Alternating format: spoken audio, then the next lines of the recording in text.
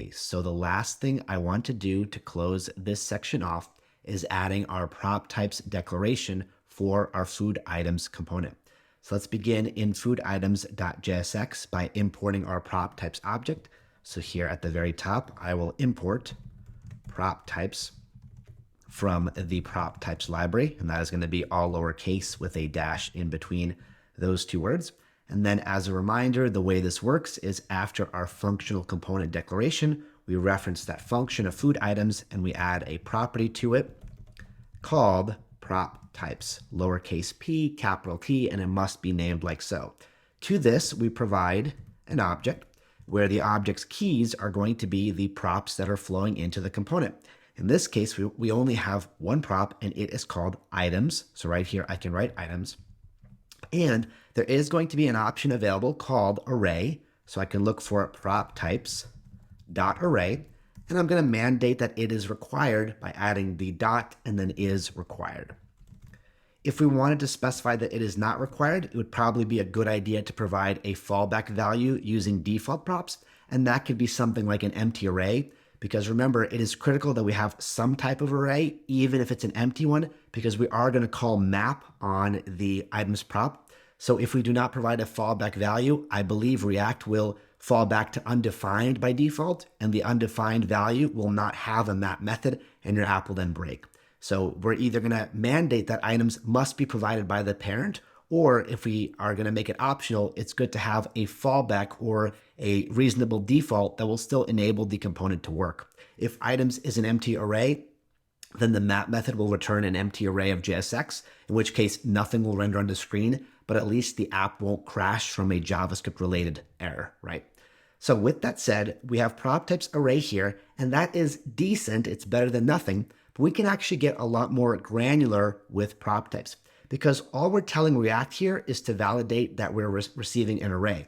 But there can obviously be a lot of different types of arrays. There can be an array of numbers, an array of strings, an array of objects, right? And we can be more specific because we're not just receiving an array, we're receiving an array of objects, and each one of those objects will have 4 properties: ID, name, image, and component. And we can actually write that level of detail right here and have PropTypes check that for us. So here's what the syntax is going to look like. The first thing I want to do is change this from array to array of, and that is actually going to be a function or a method. So I want to make sure I invoke it.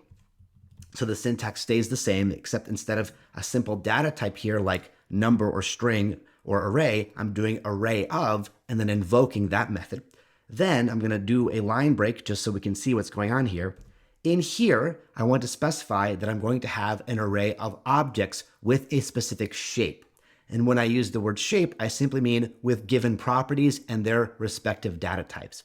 So in here, we're going to once again reference the PropTypes library and reference one of its available types or methods, which is called shape. So I'm going to invoke that method directly within my original invocation of array of. And to shape, I'm going to pass a plain JavaScript object. And then right here, I'm going to be able to specify my object properties and their respective PropTypes types.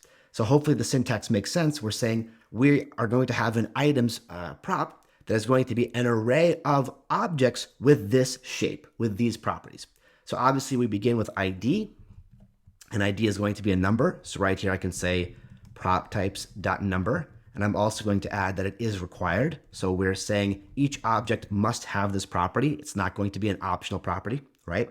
Then we have the name of the taco, and that is going to be PropTypes.string. And we're also going to mandate that that property is present using is required. Then we have image, and that is similarly going to be PropTypes.string.isRequired. And if we take a look at line 4, the final property that is remaining right here on each object is component. Now, earlier in the course, I talked about PropTypes.node, which is supposed to be anything that can be rendered to the screen. So it's a dynamic type that can represent a string or a number or a bit of JSX. But in this case, our component is not actually JSX, right? If you remember, our component is a reference to taco card or burrito card. So it is a function at the end of the day.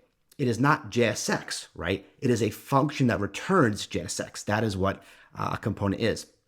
it's important to distinguish that it is a function at the end of the day. It's not that type, right?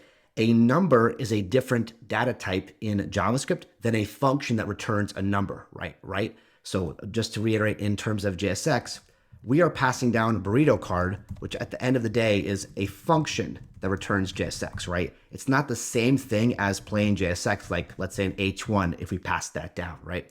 So we are passing down a recipe to produce JSX rather than JSX itself. And if we had JSX being passed down, then that would be a perfect type for PropTypes.node. In this case, we have a plain JavaScript function. It happens to be a component because a component is just a function that returns JSX, but it is a function nonetheless. So right here, there is an available type called func, which is short for function. Component will be some kind of function.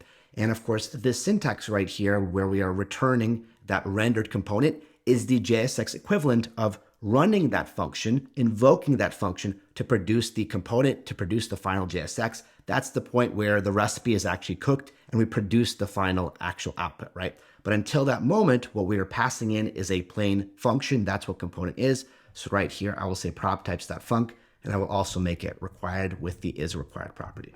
All right. So there we go.